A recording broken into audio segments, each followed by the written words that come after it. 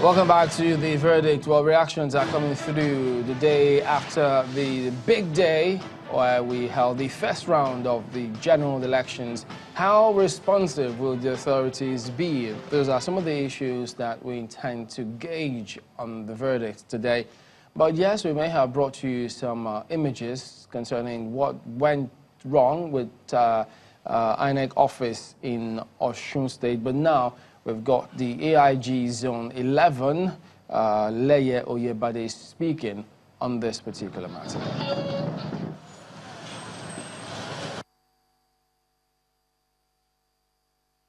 The directive of the Inspector General of Police is that we should fish out those that were in at that scene when the incident happened. Because apparently they were counting, and the information was that some group of people came, and then there was shooting. So every other thing will be looked into. The important thing, proper investigation, and there will be diligent prosecution. The IGP have said it, nobody is above the law. Whoever is involved will be brought to book. We are assuring those that are concerned to take it that justice will be done. Well, yeah, nobody is above the law. He just reiterating what the IGP has said, but let me get a quick response from Mr. Chukuma on this one. I mean, we've heard them say this time and again, but in terms of operationalizing that, is it the same thing? Well, you know, the thing is that electoral offenses in this country have over time become normalized. So during an election period like this, you will hear all these reassuring statements and messages, oh, we will not allow it to happen, we will crack down on it. But as soon as winners are declared, governments are inaugurated, it's business as usual. I mean, since 1999, between 1999 and now, I can't count the number of people who have been arrested who actually prosecuted and convicted and are doing, you know, their time in prison as an exemplary punishment for those who are watching not to go that way. And you mean not enough people have been prosecuted for electoral offenders? For electoral offenses. You know, there was a high-profile one we saw in 2015. I could mention them, but the person eventually emerged as a minister under this government. It happened in Bayelsa State. You know, if you want, Henikin Lokbobri was arrested for electoral offenses, but was rewarded with a ministerial appointment. So this whole thing, people see it. So when these statements are made, people simply pout their lips. You know, we've had this before. So we need exemplary punishment. And we know why INEC is unable to do, because INEC is saddled with a lot. Justice Uwe's panel recommended creation of Electoral Offenses Commission to deal with this. This was 2007. This is 12 years later. We're still talking about this, and nothing has been done. Even though it was a little over a year, I read where INEC was quoted to have said about, I think, 91 people.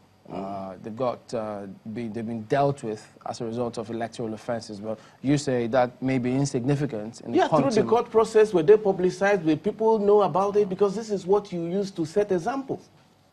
Now, this quick one, Rivers State, which we have heard and which is still on the burner here, is one of the 22 flashpoint states in the run-up to this election. And it is not the first time Rivers State is coming in the eye of the storm, so to speak, since 1999 until now. Is this problem intractable? If you're talking about a classic state of state capture and a place where organized crime during an election happens, Rivers State is one of it. In fact, as a child growing up in the East, when the 1979 election, so people in the riverine areas wait for the result of the upland areas to be announced, and they simply doubled.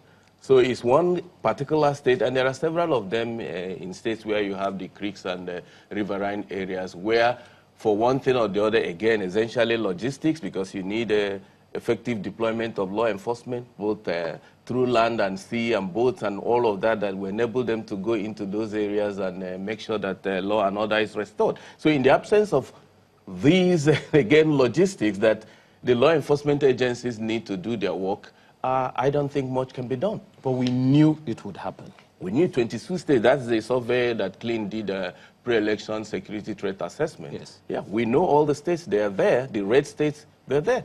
And it's not new. That's the problem. It's not new. So it's a combination of institutional challenges law enforcement and security agencies are facing, but also more the whole issue about organized crime. These are oil-producing states. They are 13% revenue derivation to be realized. Every party wants to have a state that is oil-producing. This is why Akwa Ibom, not just Rivers State, Akwa Ibom is also a flashpoint state because of the, the patronage system at work in those states.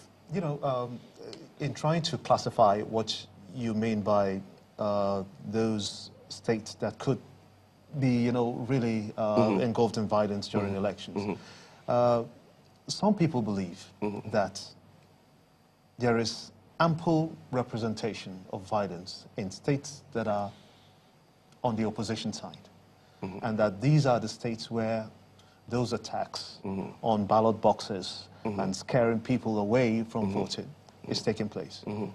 Are they wrong in their thoughts? So as I said in my opening statement, I'm paying attention to it. We are tabulating where these things are happening. We are looking at them, whether there's a pattern to them, and if there's a pattern, who are the targets. It's only at the conclusion of that exercise that one can say, definitely, this is what is happening and is targeting this or that pattern. All right, let me go to Jude in Abuja of Osiwa.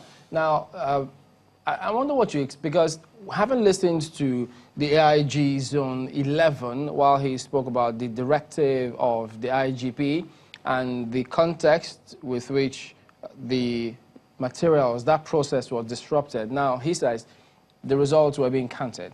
But with respect to application of the management of the margin of lead principle, what exactly do you expect? Because yes, there's a procedure where if there's a violent disruption of the process before the announcement of results, and then there's also a scenario that is expected to play out when there's a violent disruption of the process after the announcement of results. Now, what do you expect in application of this principle by INEC?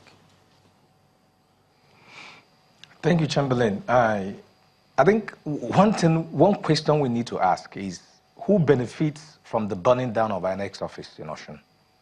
It's a very fundamental question, and for me that is smart policing and smart law enforcement. We need to ask that question.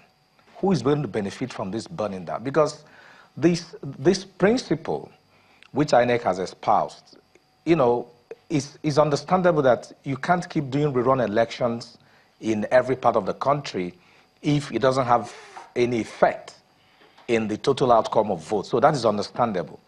But again, this could also be a calculated attempt by some individuals to suppress votes in certain parts of the country.